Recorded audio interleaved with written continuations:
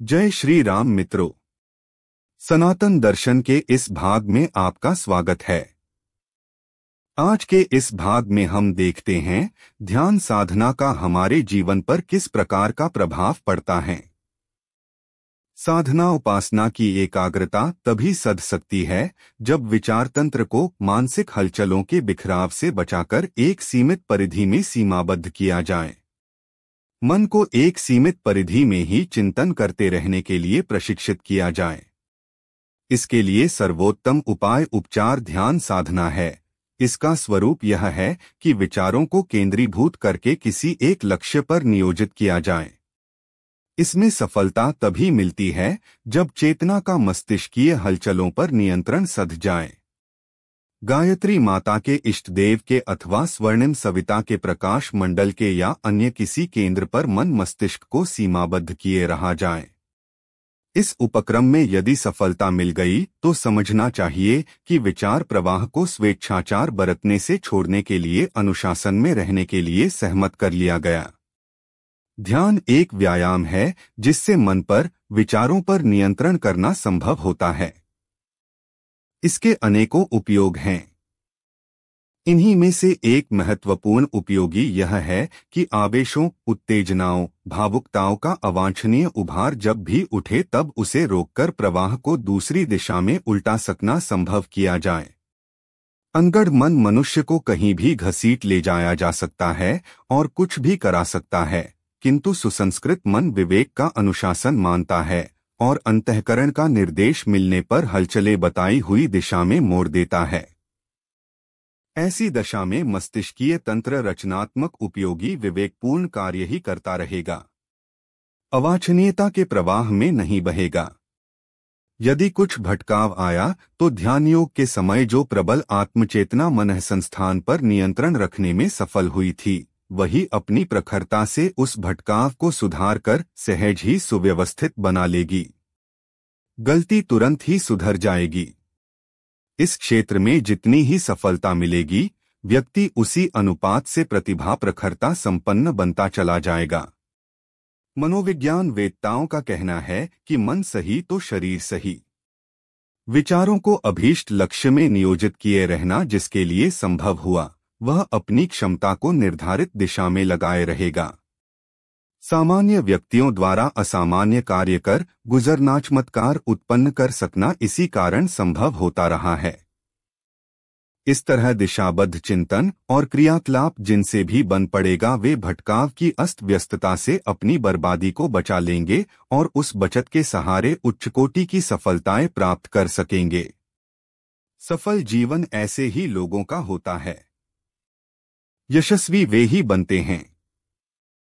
ध्यान योग का छोटा सा अभ्यास, छोटी सी चेष्टा अंततः कितना बड़ा सत्परिणाम उत्पन्न करती है। इसे देखते हुए उनकी उपमा बीज के माध्यम से वट वृक्ष बनने के रूप से दी जा सकती है। साधारणतया ध्यान साधना को पूजा उपासना के साथ जोड़कर रखा गया है। देवाराधना एवं योगाभ्यास का प्रयोग ही उसमें सम्मिलित रहता है।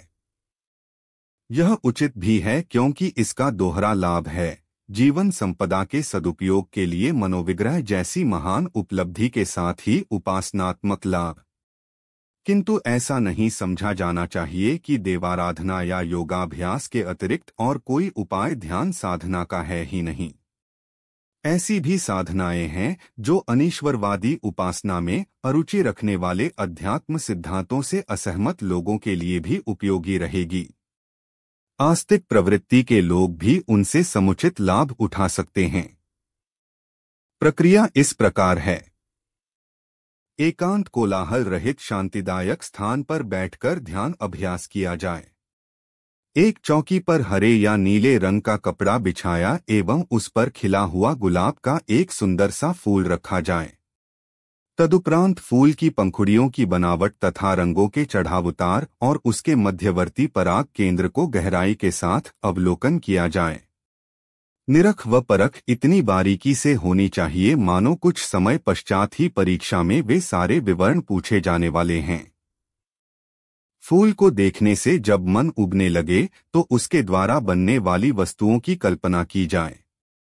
गुलाब जल, इत्र, गुलकंद, फूलमाला आदि के स्वरूप एवं निर्माण विधि पर कल्पना दौड़ाई जाए।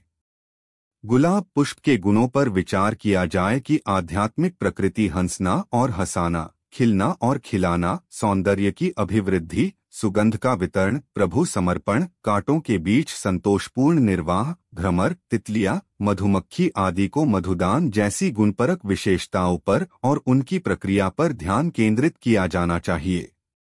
इस प्रकार घंटों गुलाब पुष्प से संबद्ध विस्तार का चिंतन किया जा सकता है। इससे मन की अस्त व्यस्त घुड़दौड़ रुकेगी और एक सीमित परिधि के अंदर चिंतन करने के लिए अभ्यस्त होता चला जाएगा।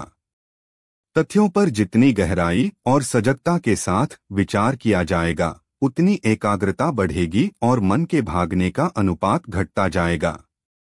कुछ ही समय के अभ्यास में ऐसा समय आ जाएगा कि चिंतन की परिधि सिमट जाए और आरंभिक ध्यान भूमिका में सफलता मिल जाए। जिस प्रकार गुलाब के फूल को लेकर ध्यान अभ्यास की बात ऊपर कही गई है, उसी प्रकार किसी महापुरुष के जीवन वृत्तांत को चिंतन की परिधि बनाकर संबंधित घटनाक्रमों पर गहराई से विचार करते रहा जा सकता है। किसी गीत या श्लोक के भावार्थ पर भी देर तक चिंतन को केंद्रित रखा जा सकता है।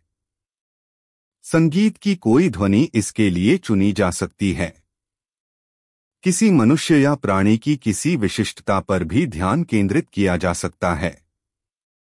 किसी गुण विशेष के सिद्धांत, स्वरूप, अभ्यास एवं परिणाम को लेकर भी चिंतन को देर तक सीमित किया जा सकता है।